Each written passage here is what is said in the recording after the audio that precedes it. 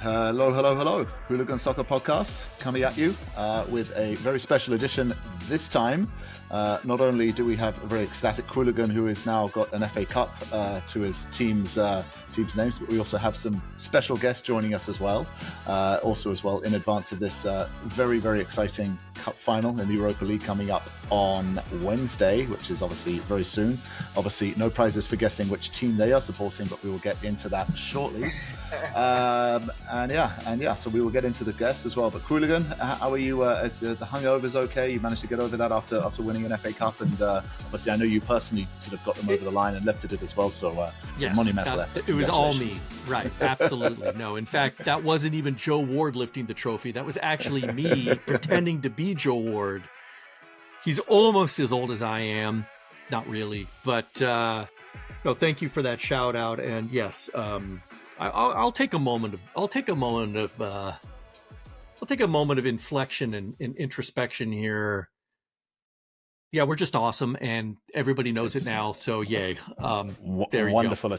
But I got it. But all this aside, and all the love that you can give to Crystal Palace aside, I'm so excited to have the Glory Reds FC guys here. Benito and D, they're awesome. They're super cool. They are like global, and so we're going to be getting a real taste of the fandom of this fantastic sport and this beautiful game. So, gentlemen, welcome to the Hooligans. Thank you very much. Really appreciate it. Waiting for this podcast for a long time. So, well, we thought we'd find the right appropriate moments, and it could have been an absolute disaster of this season, but we'll save it. So, do you want to give everyone just a quick? We would not have had Spurs people on. To be fair, that's not possible. Yes, that it had to be United supporters. Clubs with silverware. Yes. Isn't that right? Indeed. Well, so. Guys, do you want to just give an overview about your show and sort of where they can sort of where our audience and fans can listen and find you if they do be also inclined to hear more about United and all the wonderful things that you guys discuss and cover. Oh yeah, 100%. With Glory Reds FC, huge Man United fans. You can find us on YouTube, Spotify, Facebook.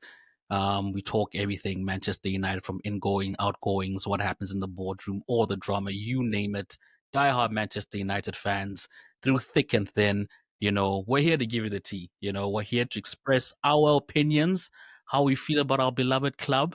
You know, we know of recent time it's been rough, but we stay strong. We try to keep it positive, and that's what we're all about. And that's what we want to bring to you guys, some positivity, you know. My boy. Yeah. Beautiful, wonderful. Well, that's it. Yeah. So Glory Reds FC, the usual places, like, follow, subscribe, all of those things. And just to get all of the plugs out of the way as well. Again, we've been pushing this one hard, and there's been a lot of development. We have also got another show coming up, which we are launching, called the FIFA Club World Cup, a global showdown with myself and the Hooligan as well, covering a daily fan cast. We're going to have fans going through the games and then coming on the show daily, reporting it back, and also as well talking about the upcoming games as well. So yeah, again, follow that. Club World Cup, FIFA Club World Cup, global showdown as well. So that will be a fun one as well, and will keep us busy over the summer, and won't have to just focus on transfer speculation. There will be some summer activity as well to talk about the real game, which is good. So yeah, okay, super. So we got all the plugs out of the way. That's wonderful. So let's. So the agenda today is we're going to be covering obviously Palace, that FA Cup. I think it's appropriate as well having some Man United fans here to discuss. Maybe take the Man City side of the coin, and maybe they can talk well, however they like about Man City. Given that result. And then, of course, the reason we have you guys is also as well because it is the Europa League final. We will get into that and have you cover off. And then depending on how that gets on in the time as well, we might have you guys drop off because we also have the US Open Cup kicking off, or is it round 5, I believe, today? Round 5. Yep, round 5 starting today. Covering the US Open Cup as well, which is obviously as that sort of cranks on and obviously gets more exciting and interesting and tighter as well. So there we are. Busy, packed schedule and agenda as always. So let's get into it. So last Saturday, I had this game obviously on the background. I admittedly in the background. Who are you, man? I mean, seriously. Well, I had to go and coach a soccer game, and then got back and caught the second half of it as well. So it was a wonderful surprise to see that. Obviously, City were 1-0 down from a very, very early age and chasing the game. Hooligan, I know you were refereeing as well, so you didn't get to see it live. I'm giving you stick, but I unfortunately had been scheduled in for a series of games, MLS Youth Academy games. So I could not watch it in real time. And despite the fact that I asked all of my social network to not regale me with texts and tweets and whatnot, they still did. They didn't give me the score, but I could tell from the tone what was going on. And yes, it's true. It's disappointing, but I will say this. I would have watched the game from start to finish anyway, regardless of what I thought the outcome was going to be. I had an inkling that it was going my team's way, but I also have to say that for my health, it made me feel so much better. I mean, I was still invested. I was still screaming at the TV, but had I not sort of had an idea of what that was going to be, it's completely possible that I could have had an aneurysm. It was that nervy, and I cannot imagine what those fans in that stadium, in that atmosphere, in that pressure cooker of an environment must have been going through. That would explain the outpouring of emotion, the tears, the literal tears that you saw on most of the fans' faces, not just because of the magnitude of the event. And for those who don't know, Crystal Palace has never won a major trophy. They were founded in 1861. That's when their origins go all the way back. Never won a major trophy. That's a long time. That's 2 centuries where you didn't get any hardware. And for a club with a grand old tradition, and recently being in relatively good form and being in the Premiership for, was it 13, 14 years now since their promotion up? Yeah, it's been time. And we've been to the FA Cup finals twice before. And I think, who did we lose to those first 2 times? Anybody want to help me out here? It was. Now, can I ask? Are we counting those 2 times as the replay? Because I believe it was a replay as well, wasn't it? As well. So is that right? Because it was in the old days. I don't care how we lost. Yeah, I just care about who we lost to, which I think it was Manchester United. And by the way, no hard feelings. No hard feelings. Water under the bridge. All good. Yeah. Q, I have a question for you. Are you guys ready for Europe next season? Now you had to just bring that whole tone down. I was on a real high note. Then you had to ask a tough question. No, Benito, great question. No, it's a great question. Yeah. Are we ready for Europe? Yes and no. A lot will have to do with what happens in the summer transfer window, right? Crystal Palace as a club has had a habit of developing players, of pulling in players from other development academies, sort of giving them a place and a space to sort of come into their own. You know, I'm thinking of Conor Gallagher, who had a breakout season with Crystal Palace back in the day, was snatched back by Chelsea right quick, right? They were like, oh, yeah, let's go. Yeah. I'm thinking of Michael Olise, who we took, right? And then who Bayern Munich came out and plucked. And I think the big target is going to be Ebrecheze. I mean, he's so good, and he's been so good this year that if he is playing in red and blue, next season, one, the front office will have done a very good job of keeping him on board. And with this trophy, I think, at least emotionally for him, he can say, I might want to stick around and see what happens, because I do think that Crystal Palace as a team can advance through the Europa League qualifications, right? I do think I may mistakenly in some chats before thought they were going to the Champions League, and I think they would have been there, would have had their ass handed to them. But Europa League is a different story, and I think that they can handle themselves and acquit themselves very well in that. I think Premier League teams naturally will survive in those early stages of the Europa League. They can. And I think because of the intensity of how the Premier League is, for some reason, they just go out there and hammer teams. So I think you will. but then you might suffer in the Premier League. So are you, the balance? Because it's Benito, no more... when have we not suffered in the Premier League? I mean, this season alone, we started with 8 straight losses. Okay. I mean, we were in 20th for a long time. We were at the absolute bottom. And we've turned it around. That is a recurring theme within the Crystal Palace experience, both as a team, as a club, and as a fan. Mm. We slump hard, and then we recover hard. That's the Crystal Palace way. So I say bring it on. It's something that we've never had to deal with before. It's time. Bring it on. The club is at a maturity level now. They're at a security level now. The finances, I think, are solid enough.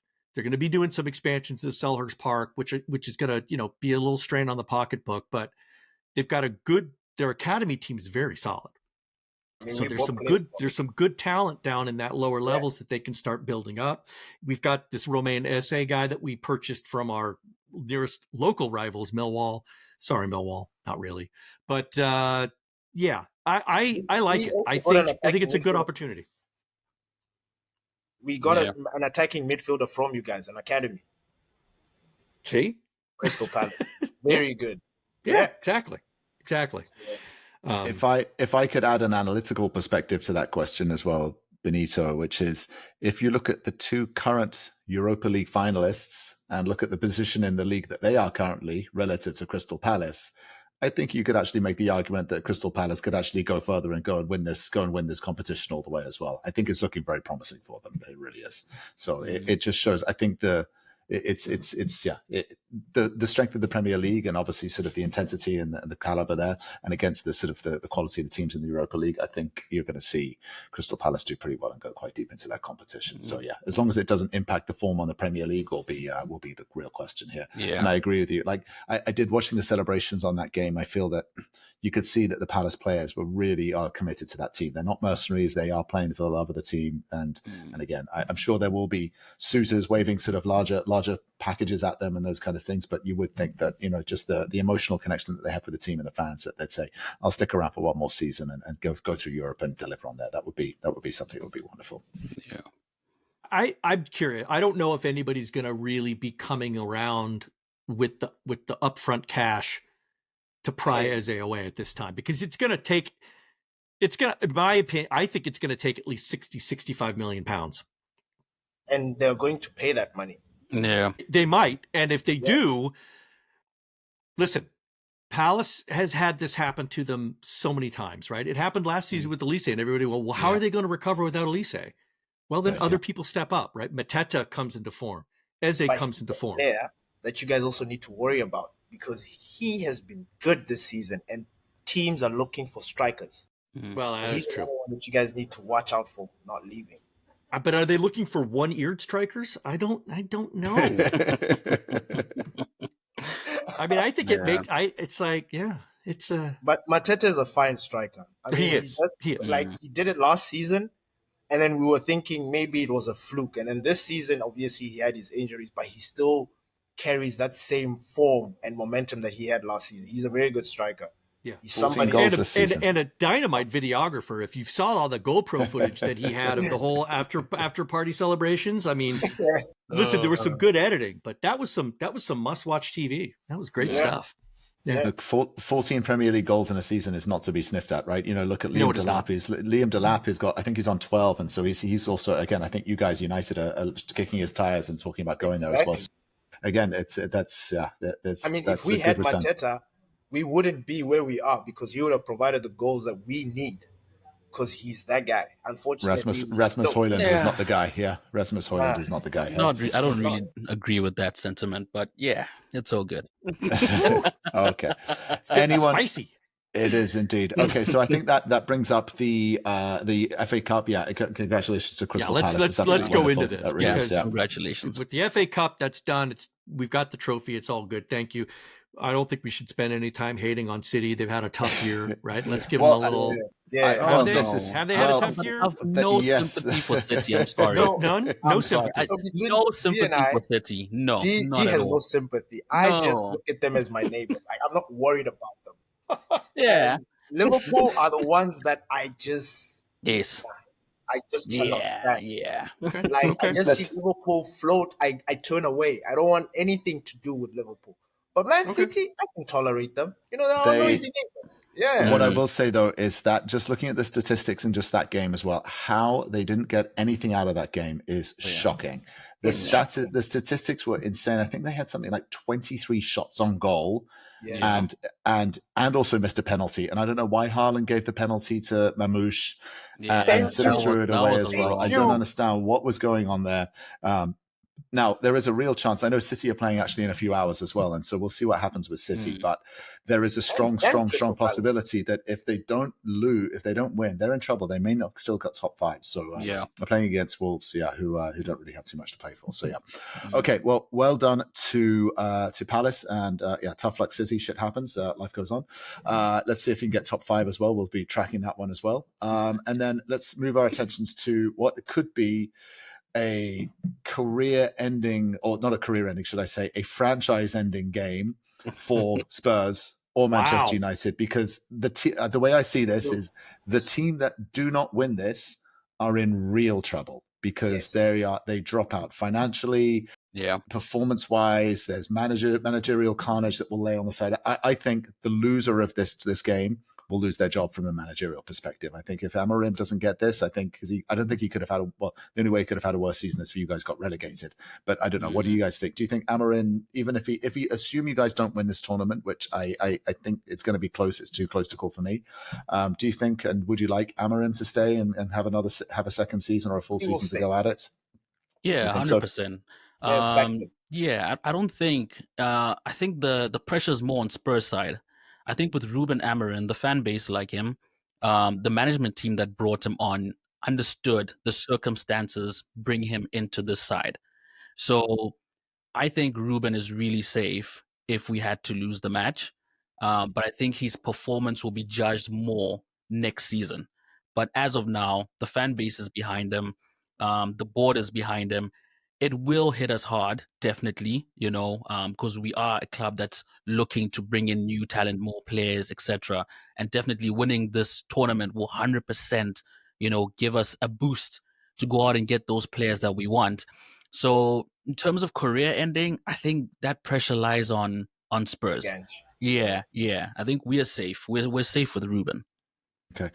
If you don't win, my understanding is there's a lot of financial strain that's going to come, and so you really need this Champions League money to come through for you. And if you don't, then also the bigger problem I have is how do you go and sell the Manchester United project to any potential prospects, and sort of and bringing in the likes of a Mateta or a Delap or someone like that, and even then it's quite concerning here that the situation for Manchester United is that too harsh of a perspective, or would you agree with that? I think like with certain players, like for example, we've been linked with Cunha. Now with Cunha, it's almost like a feeling. It's not necessarily one of those things where he's a player that wants to like move on to the next stage of his life. He needs a big team. Cunha was from Atletico Madrid. Wolves bought him for a lot of money. So in a way, he's a big player. And the way we are sort of moving with this Cunha deal, it's almost like the manager has sort of added a personal touch to this, because I have seen some moments like where he's almost like speaking to the player, maybe during the games, or maybe they have a moment or something like that.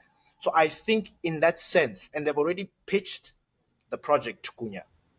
Cunha has been at Wolves for how many seasons? Maybe now this is his fourth season. So he knows he knows the business of staying up in the Premier League. So for him, he's going to a big club, and he has the potential of actually taking the club back to where it was. So I think that's how they are going to try and bring in those players. Now, we can't bring in players that don't want to be there. I don't think Cunha doesn't want to be at United. He wants, regardless of the circumstances. And that's, I don't know, I think personal touch is going to come a long way Yeah. I think also just to add to that as well, I think that's a bit too harsh, because we always have this conversation about how big Manchester United is. And season after season, there's always conversations about if United don't qualify for this, if United don't win this. Yes, we agree that United has gone through a very long spell without winning trophies or titles and stuff like that, or major ones, so to say. But even after post-Ferguson, even though it does seem like United has really fallen off, we've still managed to sort of stay consistent, in terms of still winning silverware, still coming close to winning the league, even though it was, tricky seasons and stuff like that. So if you compare us to like teams like Arsenal, for example, or teams like Liverpool, looking at the last time they won any major title, Liverpool, obviously, this is prior to Jurgen Klopp, exactly. They went through 20 years, and they 30. didn't 30 years, and during that 30-year spell, they really, really, really fell off. Whereas with us, we've sort of kept ourselves, in the conversation. We've been in and out of Champions League. We've won the Europa League. We've won FA Cup here and there, Community Shield. We've gone back to back with the Titans. So I think Manchester United is just too big of a club for us to worry about. Oh, okay, if we don't win Europa League, how are we going to sell this project to a player? It's Manchester United. Every single player wants to play for Manchester United, regardless of our current situation. That's just the unfortunate truth about it. So You know why? You know why that's tricky, D? Yeah. Because you know why? Because right now we're looking for a striker, and the strikers that we are linked to, they have got conditions. So you can't say that, because these guys are like, we are waiting for United to see what's happening. That's right. Yeah, you can't sign 100%. anyone. Yeah, you need to. They're waiting for this final to see what happens tomorrow, and if it does, if it does happen, Cunha, you'll be able to yes. close some deals. Yeah, you'll get Yes. Cunha and you get others. Yeah, 100% agree with that. But even though, in that same regard, I still think we'll be able to pull a decent striker, So it's not going to be that bad that we're going to be looking at unknown names or still to prove players or et cetera, stuff like that. But we're still going to get a good pick of the bunch from the players that are out there in the market. So that's like what I was trying to get to, that. Yes, it will be dire, it will be bad. Strikers, other players that we're looking to get, we'll see, bigger and better projects out there, but there's still going to be a few that we're going to be able to still ring in. Example, even Bruno Fernandes. I mean, look at the time when we got him, we had nothing going on. He literally changed this club around, and, the names go on, but that's just one of those examples. And yeah, I still think it's a bit too harsh, to say that, United will have a tough time losing this competition. I agree with you. And I would say once upon a time that was the case. But the way we have been going through this roller coaster that we're going through with Ineos, the changes, all these things, we are sort of losing. I know we're Manchester United, but somehow it just feels like people don't take us seriously. Yeah. You know what I'm saying? You can feel it. You can feel it in negotiations. You can feel it with certain players. You can feel it. You just feel it, and you just ask yourself, are we still that team? Yeah. Now, we want to be there. Now, this is the opportunity for us to start building up the team back to what it was. Yeah. And I truly believe the only players that are going to work for United are the players that, regardless of what happens, and I'm going to use Cunha, because Cunha is actually a big player. Yeah. He's a big player. When you think about, if we sign Cunha, this is going to be the cool, I don't understand, like Euro. Like how we saw Euro. It's going to be like that, because he's 25. This guy is a maverick. This guy, so getting him because he wants to be there, like Bruno wanted to be there. We need those players. And that's exactly what I'm saying, Sort of like, contradiction over there, but yeah. I have an interesting and possibly controversial question here. What are your top 3 cuts of the current roster based on your feeling of whether they want to be there? Ooh. All right. Players? Yeah. You're going to have to cut somebody in order to sign somebody, right? You can't just keep adding. So who's your top 3 cuts off the Man U squad? I'm gonna put it right out there. We're gonna go with the hard question first. Ben, do you want to go first? This is easy.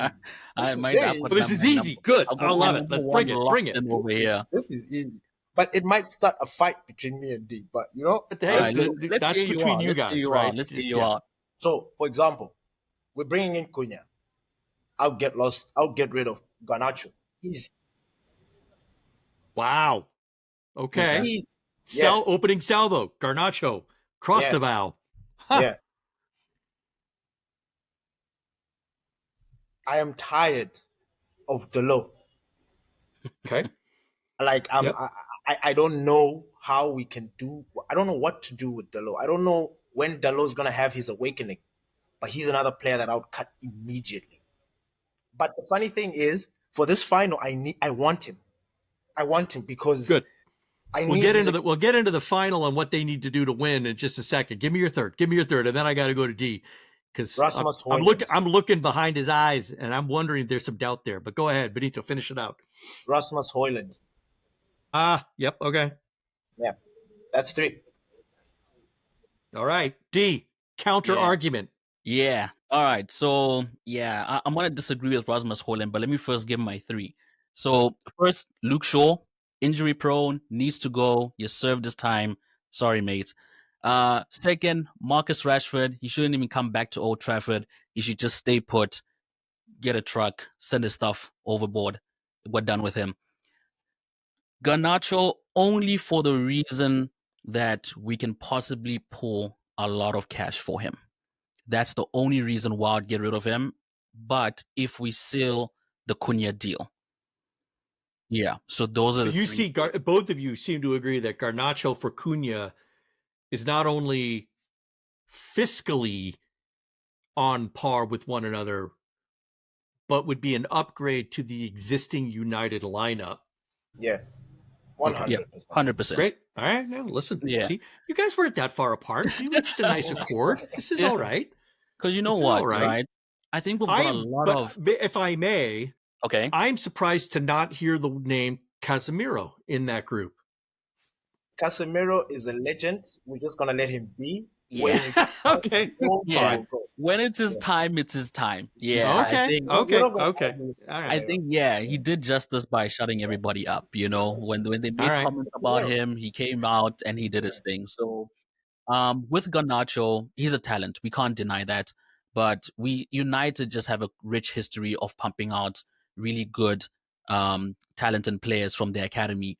100% believe that there is another Garnacho waiting to come out of the mix. Right now, United need desperately begging for experienced players at this moment. We can't count on these players. And it's so unfortunate because I tell Ben this all the time. United just fail young players coming through the system. Garnacho was never supposed to be the player that we should have relied on this season. And because of that, it puts so much pressure on him. And I believe that's why he goes out there and he tries to play, the hero in a lot of these games, because United sort of gave him that role, which they should have never in the first place. He wasn't ready. He should have been coming off the bench. He should have been making cameos in games. But he was the first player on the starting lineup, so to say. And yeah, I think that sort of like killed his development, And I think if they just stuck to that routine of bring him off the bench, like what we're doing last season with Erik ten Hag, very influential in the games, coming through, fresh legs, beating defenders, scoring goals, it was amazing. And then this season, obviously we get that we failed to recruit some of the players, but that pressure should have never been put on him in the first place. So unfortunately, it just is what it is. He will bring in the type of money that we need to bolster this team. So he has to be that sacrificial lamb, in order for us to get to where we need to be. What do you guys think of Spurs' chances, like objectively? Do you think Spurs also, because I mean they've got a lot to play for here as well, right? Do you think there's a chance that they could do that? So I'm worried about this final. I'm a little bit worried about it, especially because D's excited. And he was supposed to maintain the same energy that he had this whole season with United, because he said this United squad is not good enough. And that was supposed to be the energy that he maintained throughout. Now he's so excited, and now my juju and all the superstitiousness is just like, nah, this is not right. This is not right. We shouldn't be excited. We shouldn't be overconfident. We shouldn't be, we are Manchester United. We have been in the finals. This Tottenham team has a habit of scoring goals. Like every game they play, they score goals. Like they take the risk and they're like, all right, look, let's outscore each other. Let's see. United, our biggest problem this season has been goals. We don't score goals. So unless maybe it's going to be like all bets are off, like tactics thrown out and boys, let's play and then find out, fair. But I am worried about Tottenham. They beaten us 3 times this season comfortably. They've scored goals. We never seemed to come back in any of those games. And I know people think because this is a Europa game, it's going to be different. I don't think so. I think it would have been different if it wasn't a Premier League team. And this season, Manchester United, we have struggled against Premier League teams. You look against Chelsea last week. We're not supposed to lose that game. We put our best team out there, tries to keep the boys fresh, but we failed to score. And Chelsea, unfortunately for them, they are not a team also that's sort of gelling. Now, imagine that team playing against a Tottenham that's just on it. Like, they are scoring. They're not missing chances up front. So I'm a little bit worried about this final. I am supporting my boys. I was confident in the beginning of the season, but the moment D got happy and then had this burst of energy and confidence, I just like everything just said, nah. One of us needs to have a level. Yeah. So you know what? There is this threat that, isn't it? Postecoglou always wins in his second season, as he's confident about, and I don't know if the soccer gods will enable him, but if they get it, oh god, Tottenham will be, well, again, they'll be back in the Champions League, and they'll be insufferable as well. The Spurs fans will be just completely and utterly insufferable. Oh my god. So, question: Who do you think is going to be the most dangerous Spurs player that you're going to have to contain? Like, who do you see on that Spurs side making life difficult for United? I see 2 players. In fact, 4. Oh, well, there you go. Why not double it? Sure. So, 2 are in the attack. Solanke and Johnson. Brennan Johnson. Those 2, I just... I don't like them, Not in that sense, but I don't like them. No. Yeah. Solanke is powerful, strong. He's a go-getter. This is a final. People are going to want to show out, so he's going to bring that energy.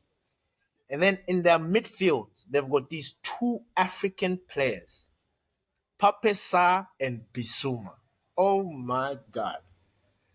Those guys are combative. They are energetic, and it's going to be a huge battle. So those are the people that I am just worried about. Yeah. No, I think I have to agree with you as well. Brennan Johnson, not so much. I've seen him play. When he's on it, then I'm worried. But yeah, he's not really a player that I'm so worried about. Obviously, it depends on how his form is going to be tomorrow. But yeah, the way I'm seeing the game play out, I think tactics are going to be thrown out the window. These 2 clubs are relying on this trophy to relish something out of this terrible season that they've had.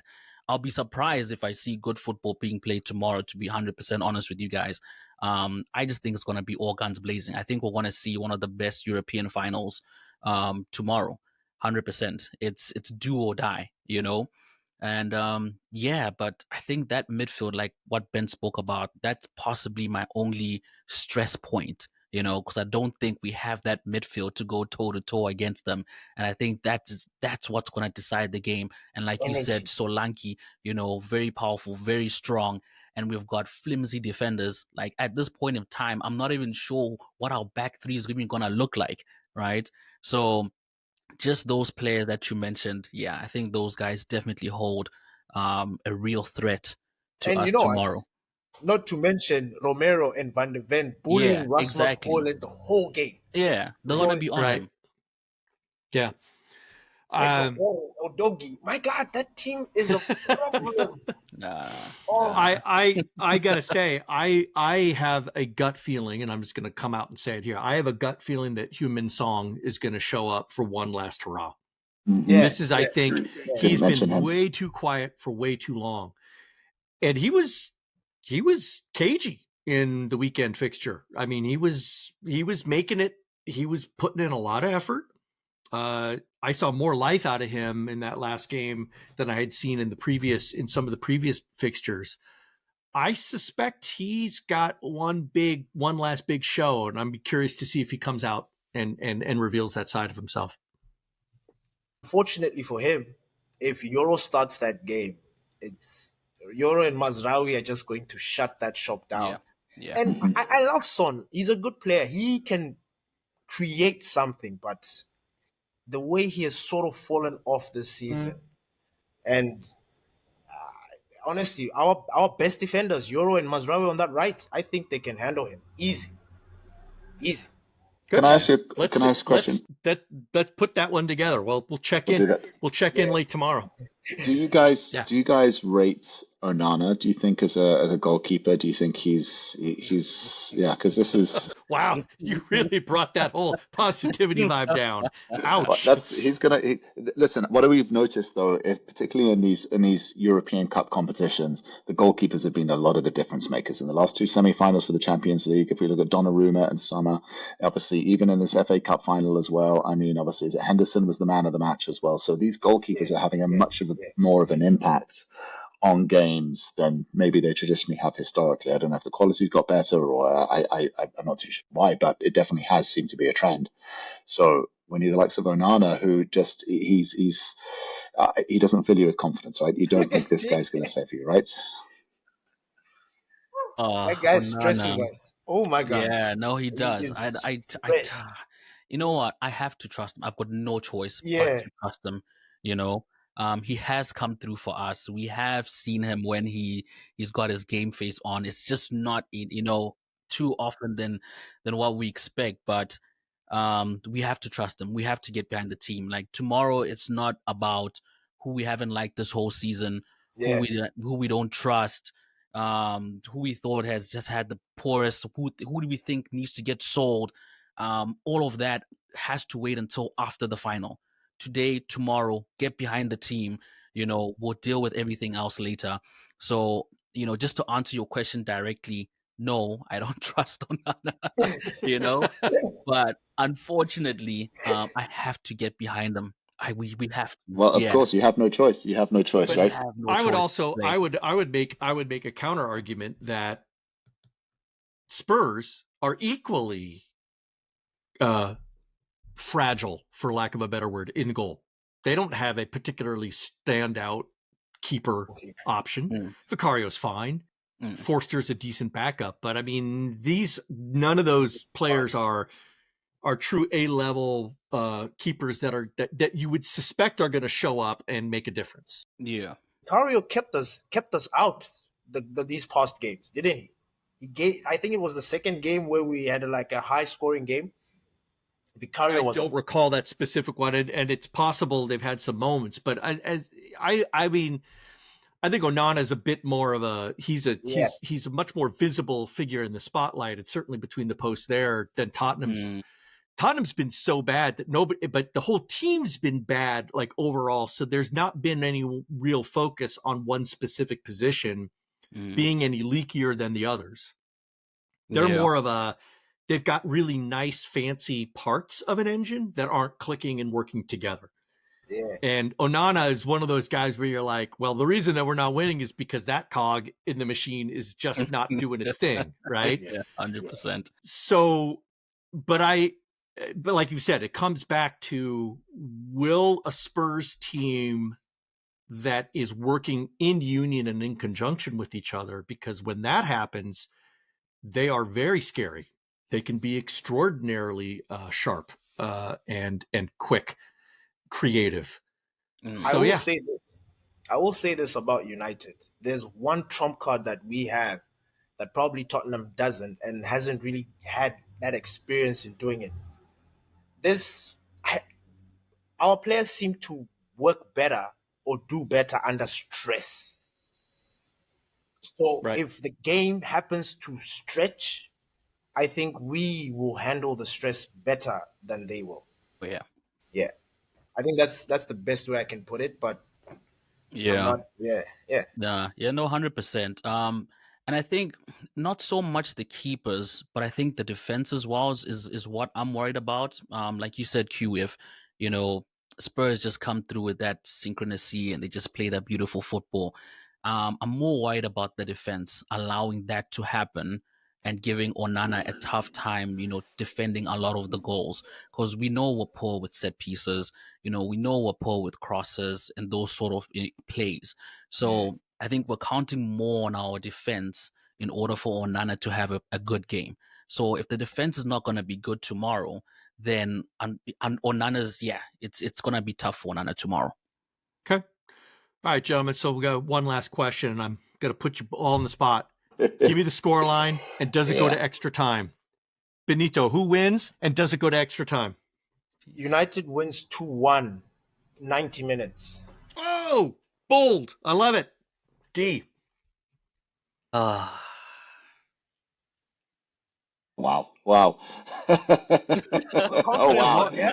Let the record note that was a long pause. We That was a still haven't had an Pincher, answer. hit Still the haven't pause had an button answer. 6 Yeah. times. Wow. Your, Like wait, reality, your like mic is working, D. like Okay, life your is mic is flashed working. by Yeah. you. All right. Yeah. All right. I think we're going to see a lot of goals. I'm going to go for a 3-2 Wow. extra time. Wow. 3-2 extra time. Yeah. I also think it's an extra time match. I think that this one is going to go 120, but I think there will be a winner. Yeah. I think it's going to be cagey. Very cagey. I think both of these teams have problems scoring goals and leaking goals as well. So I think it's going to be a wild, 3-3. They're going to give everything. This is going to be a toe-to-toe slugfest where they're just going to be going back and forth. We're going to see, for the neutral, it's going to be entertainment. For you guys, stoked. yeah, this is going to be entertaining. For you guys, I just hope you come out on the right side, because this is going to be a thriller. It's going to be an absolute thriller. Keep the Pepto-Bismol on the side, right? Q is so sorted. Crystal Palace have won that trophy. He's chilling. Yeah, he's good. He's chilling. We're done. We're done. We got our cup. You guys Chilling. go fight for yours. Yeah. Chilling. We are literally swapping places. No Europe. If we lose, we're literally taking Q's spot next season. Yeah. You know? Yeah. That's true. This is true. This is true. All This right. is true. Wonderful. Well, All right, I'll say that for the benefit of our guests, Gary, I'm going to say go United. I think as a Chelsea Go fan United. as well, I think yes. I think for this one I would rather have United win this one. We're always going to root yes. for the non-London club when it Yeah. comes to these types Of of course. scenarios. Spurs, yeah. Yeah. However, good. it's going to be a wild open game. It's not. This is going to, for the neutral. This is going to be one not to miss. That's for sure. Absolutely. Wonderful. 100%. All right, ladies and gentlemen, Super. we would like to thank the Glory Reds FC pair, Benito and D. Fantastic. Guys are awesome. We Thank love you. you. Wonderful. Thank you. Wonderful. And like we said, go United. I'm going to turn it over We to wish Gary you for the guys luck. closing words. Wonderful. Well, as always, thank you guys coming on. So, of course, Glory Reds FC, obviously, follow them, like them. Have you guys, obviously, you'll be doing a post-match wrap-up as well, so we'll be definitely tuning in for that and seeing hopefully D's not crying into his beer there and he's actually celebrating and pouring it over himself. That would be the case. But until then, obviously, the usual places that you get your podcast. Follow these guys for all those Man United fans, or even if you're a Man City fan and you just want to hear some objective perspective, I think that would probably be a good way to go with those guys. So, They got you. Well, guys, as always, thank you for coming on. Really good to connect with you as always. And Hooligan, obviously, we will be back on Thursday as we go into the final round of the Premier League. There's all the Moneyball games as well. There's the Championship playoff as well between, I think it's Sheffield United and is it Charlton? I think it is. I think that's who's there as well. No. Sheffield to Sunderland. Sorry, Sunderland. That's it. Forgive me, Sunderland. Yeah, Sheffield United and Sunderland. Look at this. Yeah, I don't know how Charlton got in there as well. And then, of course, we have this money game on Wednesday as well, and then obviously as well, then we've got the Champions League final coming up in the Europa League as well next week as well. So it is certainly the business end of the season. As always, Hooligan, thanks for joining us. Thanks for coming together with us, guys, and we will be back further on in the week. All right, guys. Peace. Take care. Peace. All right, thanks.